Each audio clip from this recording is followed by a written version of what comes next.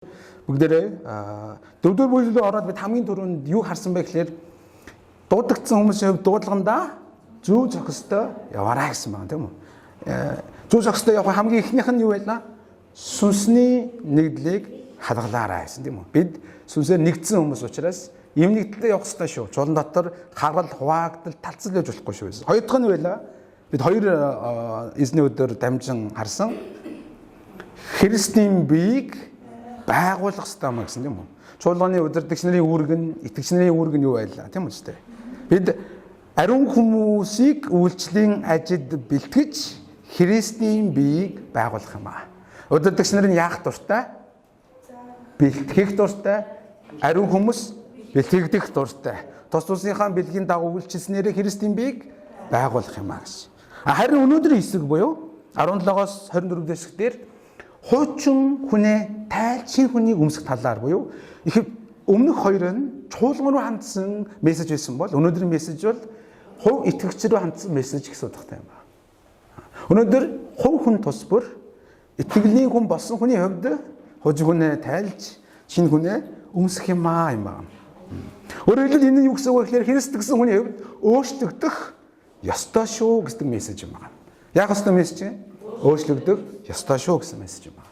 Нэг хаан олон жилийн дараа хүүтэй болоод хүүтэй зориулаад тангуудад зориулаад тэгэхээр талд олон өдрийн найр хийсэн чинь хүүн алга болчихжээ.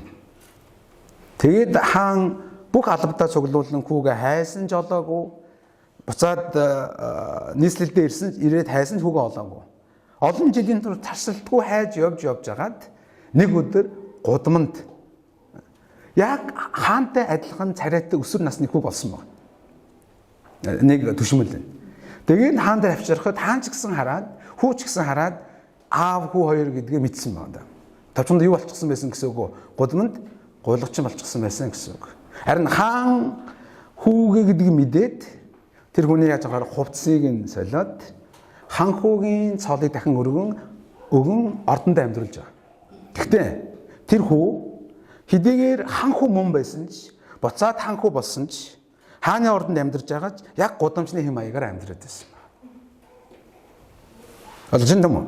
Тэгэхээр өөрөөр хэлбэл хоол идэхдээ халуун сэргээр идэхгүй гараараа идэх гэсэн үг. Орны зөөлөн орон дээр унтаж чадахгүй заавал газар унтна гэсэн үг.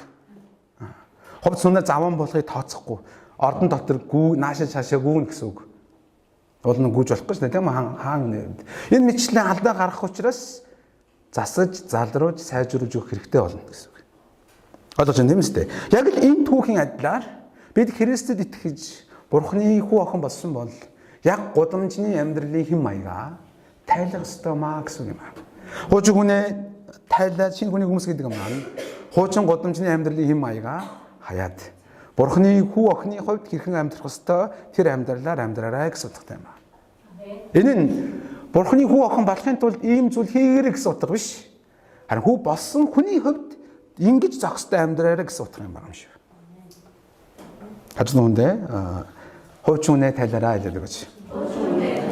Амен. 17 дугаар ишлээс энийг нарийн харах болно. Тиймээс би эзэн дотор үүнийг хэлж гэрчилье. Харийнхан оюун санааныхаа хоосролдоо явдаг шиг та нар цаашаа тэгж явж болохгүй. Амен. Ерөнхийдөө шинэ хуучин хүнээ тайлаж шинэ үнийг өмсөөрөө гэдгээс түрүүнд Илж Паулийн хэлж байгаа хувь итгэгч рүү хандаж байгаа үг нь юу гэхээр тиймээс тийм үү эдгээр бүх зүйлийг ойлгож ухаарсан хүний хувьд би нэг чухал зүйлийг гэрчилмээр байгаа нь харийнхан оюун санааныхаа хоосол явдаг шиг та нар тэгж явж болохгүй юм. Хуучин хүнээ тайл гэдэг үг маань өөрөөр яг л ийм нутагтай гэсэн үг юм байна. Энд хэлж байгаа харийнхан гэдэг үг маань зөвхөн харь үндэстний талаар ярьж байгаа биш, Бурхныг мэдэхгүй үндэстний талаар ярьж байгаа юм байна. Өөрөөр хэлбэл Бурхныг мэдэхгүй хүмүүсийн оюун санаатай адилхан сэтгэж, бодож, үйлдэж амьдрж болохгүй шүү гэсэн утгатай юм байна. Энэ үг маань яг хэн нэгэн хүний мууг үзэж байгаа үг биш юм байна. Бурхныг мэдэхгүй байгаа хүмүүс, Бурхныг мэдэхгүй байгаа харийнхан оюун санааныхаа хоосрол явдаг юм аа гэж хэлж байгаа юм байна. Энэ юу гэсэн үг вэ? Оюун санаа нь хоосон гэсэн үг биш. Харин оюун санаа нь үр дүнгүй ашиггүй байдаг гэдэг утга юм байна. Содом хаан гэдэг шүү дээ. Хоосон, бүх юм хоосон, хоосны хоосон.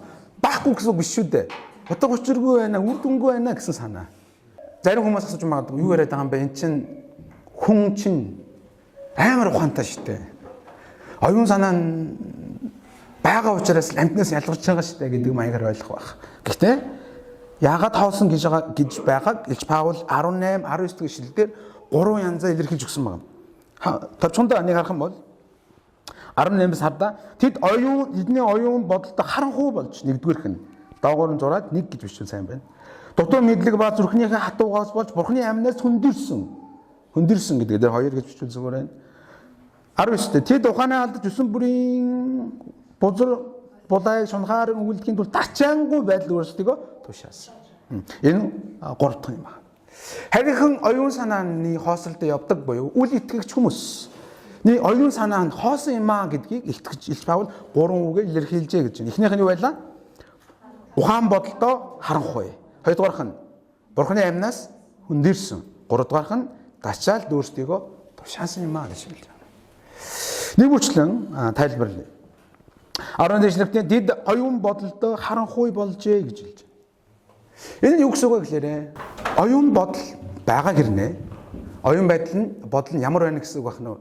Харанхуй болчихжээ гэсэн утгатай юм байна. Энэ нь үл итгэгчдийн оюун санаа, оюун бодол нь зөв зохистойгоор ялгаж салгаж чадахгүй байна гэсэн утга юм байна. Бид өөрчлөгдөхийн тулд хамгийн түрүүнд бидний өөрчлөх ёстой зүйл бол гадаад хэлбэр өнгө зүс биш. Оюун санаа юм байна. Яг зөв. Юу өөрчлөх ёстой гэнэ? Оюун санаа юм байна. Өөрөлдвөл та чуулганд яваад их гоё амьдарч болчихсон таны оюун санаа өөрчлөгдөхгүй байгаа бол таны бүх юм өөрчлөгдөхгүй гэсэн утгатай юм байна. Таныг альва дүгнж байгаа, бодож байгаа шийдвэр гаргалт бүгд харийнхан буюу Бурхны мэдгүй үндэстэнд адилхан байх нь Бурхны хүсэж байгаа зам биш юм шүү гэсэн юм байна. Яагаад тэд хоосон байгаад байгаа юм бэ гэхээр оюун бодолтой харанхуй болж буюу үнэн зөв ялгаж салгаж чадахгүй байна гэсэн юм байна. Өнөөдөр эрдэм мэдлэгтэй боловсралтай хүмүүс маш их байгаа ч гэсэн тэр эдлэн мэдлэгийн хүний оюун бодлыг нь харанхуйгаас салгаж чадахгүй байгаа.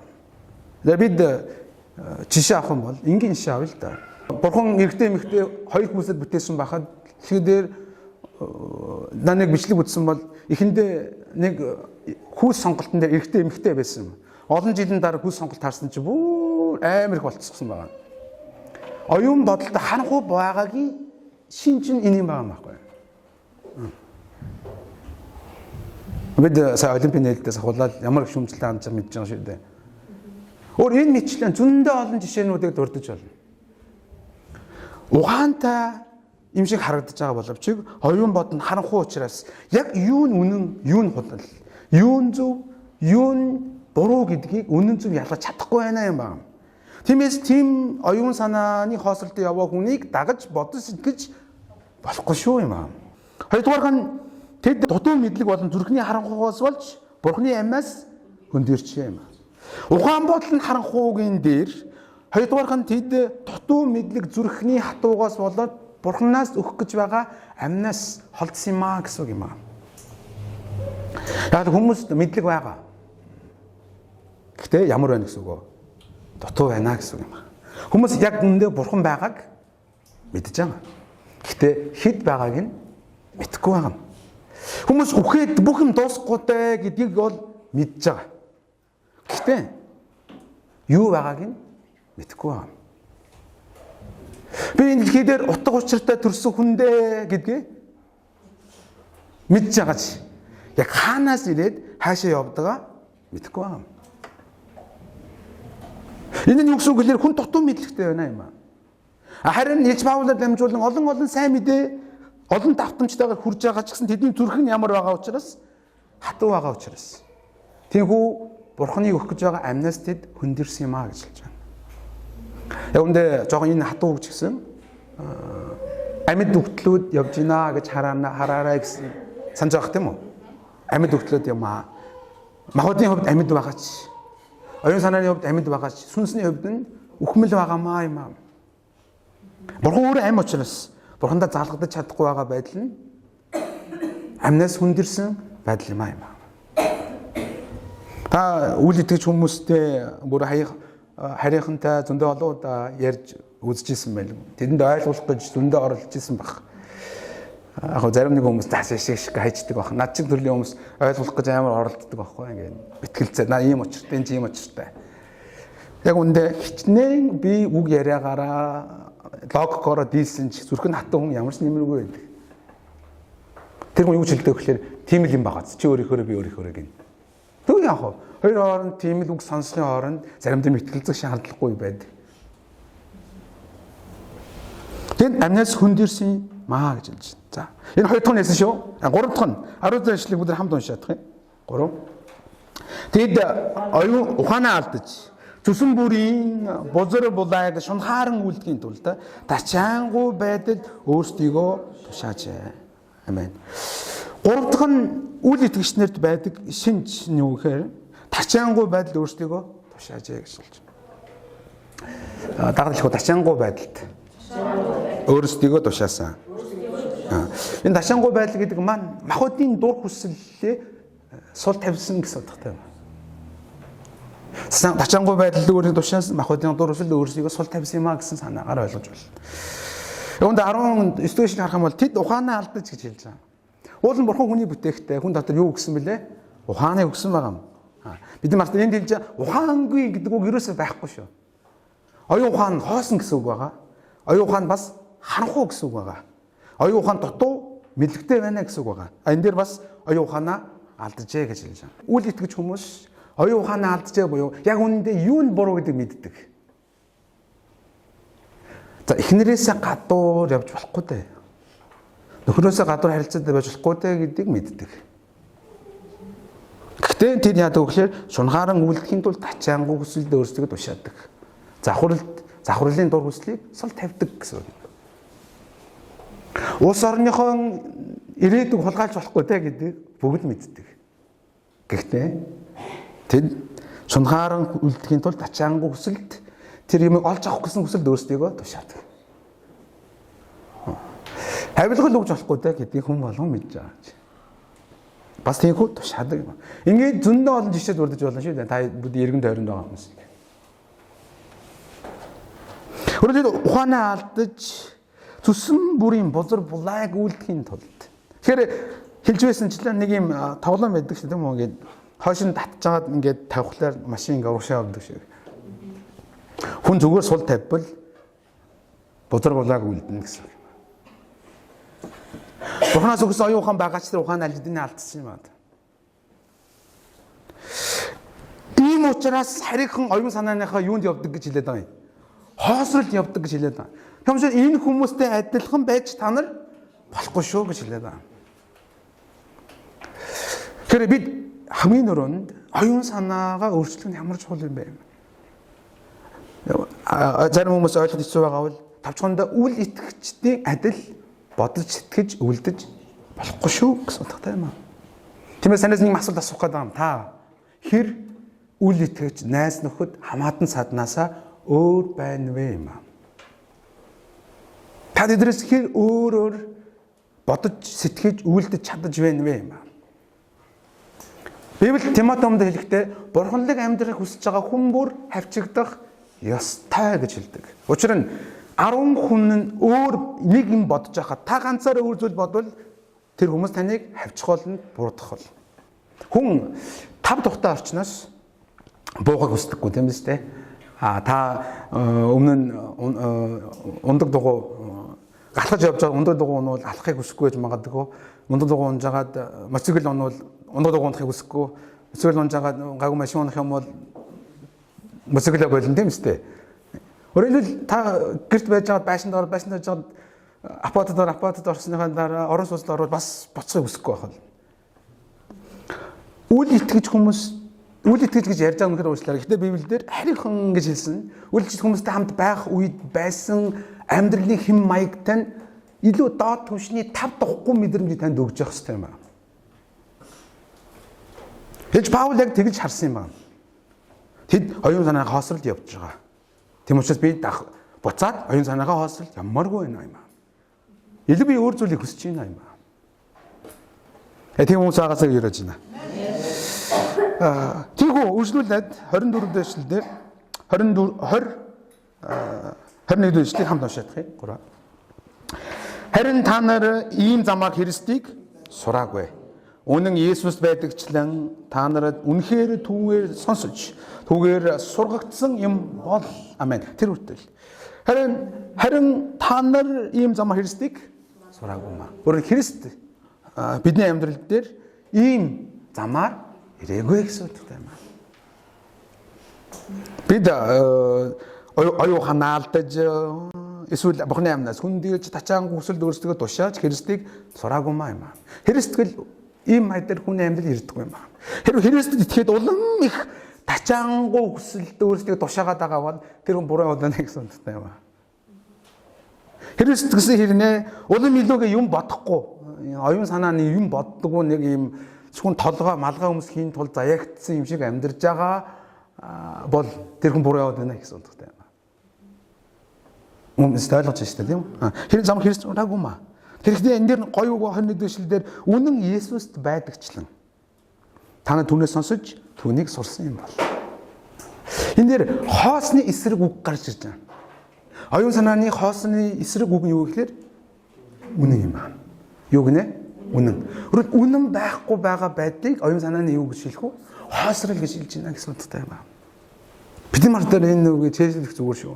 Үнэн байхгүй байгаа байдлыг оюун санааны хоосрал гэж хэлж байна гэсэн.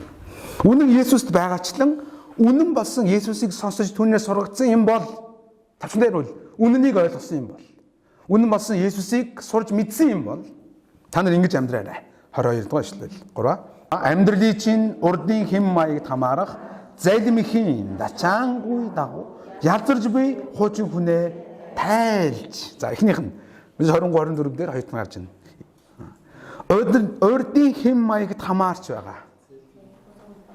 Тэнд юу байгааг нэгнийх нь залимхийн хоёрдугаарх нь дачаангүй ялзарч буй хуучин хүн юм. Өөрөөр хэлбэл бид урдын хэм маягда ялзарж буй хүнээр амьдарч исэн гэсэн үг юм. Мэдээж юм байртай, машинтай, амьдрал сайхан л байсан, хөргөч мөргөж дүүрэн байж исэн байж магадгүй. କିନ୍ତୁ цаг хугацааны явцад ялзарч өгөх үедээ бүрэн ялзарлыг эдлэх хүн байсан гэсэн үг шүү дээ. Тэр хуучин хүнийг маань удирдах байсан хоёр зүйл нэгдүгээрх нь залмих байсан бол нөгөөх нь хүсэл дачаал юм аа гэж. Энэ зүйлээр удирдуулж байсан хуучин хүнээ тайлаач юм аа. Хараа. Энэ юу гэсэн үг гэхээр шинэ хүнийг өмсөхийн тулд эхлээд тайлах хэрэгтэй байдаг юм аа гэсэн. Таалгүй. Өмсөхийн тулд дараалгүй өмсөхийн тулд тайлах хэрэгтэй. Тайлж байж өмсөх болно. Амен. Бид хуучин амьдралын хэм маягаа тайлах хэрэгтэй маа гэж. Би нэг олон дахин ярьсан ч илүүдэхгүй зүйл. Заавал тайлах хэрэгтэй юм байна. Ягаад гэвэл зарим хүмүүс хуучин дээр шууд шинэ юм өмсдөг. Хараа залмих дачаалын дагуу байгаа ялзарч байгаа буй өмхийн үнэртэй байгаа хувцсан дээр дахиж хувцс өмснө гэдэг нь хичтэй муухай. Шин өмсөж байгаа хувцсыг тэр ялзруулна гэсэн утгатай юм. Энэ юу гэсэн үг гэхээр Христос өмнөх амьдралын хэм маяг хаяагүйгээр Христ итгэлийн замаар явж байгаа хүмүүсийг харуулж байгаа. Тэр хүн удаа явдаггүй шүү дээ. Та нар мэднэ тийм үү? Христос өмнө хэлдэг үгээ, хийдэг үйлдэлээ тэр чигээр нь авч ирээд тэр чигээр амьдарч байгаа үед тэр хүний итгэлийн амьдрал гэсэн босгон байгуулагддаг үгдээ бид хардаг. Эхлээд яах ёстой маа? Тайлах ёстой маа. Тэгэхээр зарим хүмүүс яагаад тайлж чаддаггүй гэхээр энэ нь гоё гэж боддог учраас тэр юм аа. Илж Паул юу шаардсан гэхээр наа чин залмих те наа чин тачаалаар дүүрэн ялзарч байгаа хуучин хүн гэж харж байгаа бол зарим хүмүүсээ үгүй миний хуучин амьдрал гоё. Би хүснээрээ зугааж, хүснээрээ идэж, хүссэн хүнтэйгээ учир ургуулж, хүссэн болгоно хийж явж байсан. Энэ гоё. Тийм учраас тайлж чадахгүй юм аа. Тиймээс юугаа өөрчлөөрэй гэж хэлээд байгаа гэсэн үг. Оюун санаагаа өөрчлөөрэй юм аа. Өнгөрсөн амьдрал чинь гоё байсан юм уу гэдгийг дахин нэг бодоод үзээрэй. Та гим нүгэл үйлдэхийг хүссэн учраас гим нүгэл үйлдэжсэн биш. Гим нүгэл таныг нүгэл үйлдүүлэхийг хүсэж байсан учраас үйлдэж байсан юм. Та гим нүглийн эзэн биш, та өөрөө гим нүглийн боол байсан байгаа да. Сайн бодоод үзээрэй. Христос үнэ амьдралаа. Энэ бүх зүйлийг тайлан хаяарай юм аа. Харин тайлчаад нүцгэн шантаа битгий яваарай юм аа. 24 даш шилдэлтэй. Оюун санааныхаа сүнс дотор шинжлэгдэж үнэний зөвд байдал болон хариун чанар дор Бурхны дагуу бүтээгдсэн шинэ хүний ус. Энд дээр дахин хэлж байгаа нэг чухал үг байгаа юм. Оюун санааныхаа сүнс дотор шинжлэгдээрэй. Дагаад хэлэх оюун санааны сүнс дотор шинжлэгд. Энэ чухал үг юм аа. Тэгэхээр зарим хүмүүс асууж магадгүй энэ юу сүнс ямар сонин сүнс боловч ба гэж. Тэгэхээр оюун санаа ба сүнс гэсэн үг байгаа юм байна. Тэгээ нийлбэрээр оюун санааны сүнс гэж орчуулсан байна. Өөрөөр хүний сүнс дотор оюун санаа, сэтгэл хөдлөл, хүсэл зориг ордог шүү дээ. Дахин хэлье. Хүний сүнс дотор оюун санаа, сэтгэл хөдлөл, хүсэл зориг ордог. Тийм учраас оюун санаагаа өөрчилчин гэдэг маань давхар өөрийгөө сүнсний хувьд нь шинжилгээ хийж байна гэсэн утгатай юм аа. Тийм ч учраас энэ үгэн дээр ийм их утгаар илэрхийлж байгаа. Оюун санаагаа нэг осны шинчлээрэй гэсэн үг юм аа. Бурхны дагуу бүтээгдсэн шинэ хүнийг өмс гэж хэлэхдээ 24 дэшлийг анзаарах юм бол үнэнний зөвд байдал ба ариун чанар дор. Энэ хүү Бурхны дагуу бүтээгдсэн шинэ хүн хаанаас ирж байгаа вэ гэхлээр юу байж би болж байгаа вэ гэхлээр үнэн байж би болж байгаа юм. Энэ жоо хэцүү юм те ойлгож. Энэ давш шүү. Юу байж шинэ хүн өмснө гинэ? Үнэн байж. Үнэн орж ирэх тусам шинэ Бурхны дагуу бүтээгдсэн шинэ хүний өмсөх боломж нэгдэж байгаа. Үнэн гэж юу вэ гэж ярих юм бол өнөөдөр номлол дуусахгүй шүү дээ, тийм ээ? Окей. Хизээч хувиршгүй Бурхны зарчим шүү дээ үнэн. Харин үнэн бидэнд юуг авчирдаг вэ гэхээр зөвд байдлыг өгдөг. Үнэн бидэнд юу өгдөг? Ариун чанарыг өгдөг юм аа. Бурхны дагуу бүтээгдсэн шинэ хүнийг өмснө гэдэг маань үнэнтэй ойр байснараа та бид зөвд хүн болно гэсэн үг юм аа. Үнэнтэй ойр байснараа бид ариун чанартай хүмүүс болно гэсэн үг юм аа. Харин хэрв Бурхны дагуу бүтээгдсэн шинэ хүнийг би өмсмөр байна, би өөрчлөгдмөр байна гэж хүсэж байгаа хэрнээ үнэнээс хол байдаг хүмүүс ээ. Гонжийн жоол шүү. Учир нь үнэн л бидэнд зөвд байдлыг өгнө, үнэн бидэнд юу өгнө? Хариун чанарыг өгөх болно гэж байна. Аянда бид алтны дэрэгдэх гуйл дараалж шиг үнэнтэй ойр байгаа хүмүүс зөвд байдал болон хариун чанартай болж шинэ хүнийг өмсөж байдаг гэсэн үг юм байна. Энд хэлж байгаа өмс гэдэг энэ үг биш үү? Шууд нэг удаагийн үйлдэл биш юм байна. Өмсөөр байгаараа гэсэн утгатай гэрэг үгдэр бичигдсэн үг байхгүй. Тэгэхээр энэ нэг удаагийн үйлдэл биш юм байна. Яг зарим нэг хүмүүс ингэж болдог. Бурхны дагуу бүтээгдсэн шинэ хүнийг өмсөж явж байгаад 5 жилийн дараа буцаад тайлцдаг хүмүүс байдаг. Тэгж болохгүй шүү гэсэн утгатай байна. Тиймээс цаашаа 25 дахь ишлэлээс цаашаа харах юм бол ийм худлах урмыг хойш тавиад хүн бүр хөрштэй үннийг яар бие биендээ эргэтнүүд юм ингээд бодит Бурхны дагуу бүтээх шинэ хүний үйлдэлүүдийн талаар хэлж өгөх бол. Тэгээ бид дотор өнөөдрийн номлолоос та хүлээн авах ёстой нэг чухал зүйл байгаа нь би хуучин хүнээ тайлах ёстой байна. Би шинэ хүнийг өмсөх ёстой байна. Энэ суур хандлага бидэнд байх ёстой юм байна. Эхлээд та тайлал өмсөх гэсэн хандлага байхгүй бол хичнээн гой үнний үгтээр номлол сонслоо гэд нэмэр байхгүй гэсэн юм байна. Байнга тайлж өмсөхийг хүсэж байх ёстой хүмүүс юм байна. Амен. Тиймээс төсгөлд нь магадгүй та залбирж явах үедээ, энэ тэнд явж явах үедээ өөрийнхөө өнгөрсөн муу дазар зуршил амьдрал хэм маягийг харуул үргэлж засахын төлөө хичээж байгаасаа гэж өрөөж байна. Зарим нэг хүмүүс за би нэг энэ хавцаа хатал болчих штэ ингээд надаас их юм шаардаад байх ингэж битээ болно. Бидний зорж байгаа зам Христийн дүүрэл чанарын хэмжээ. Өнгөрсөндөг шарах, өнгөрсөндөг гим нүгэл санаанд орвол үргэлж засахын төлөө хичээж байгаасаа. Тийм итгэлийн хүмүүс байгаасаа гэж өрөөж байна.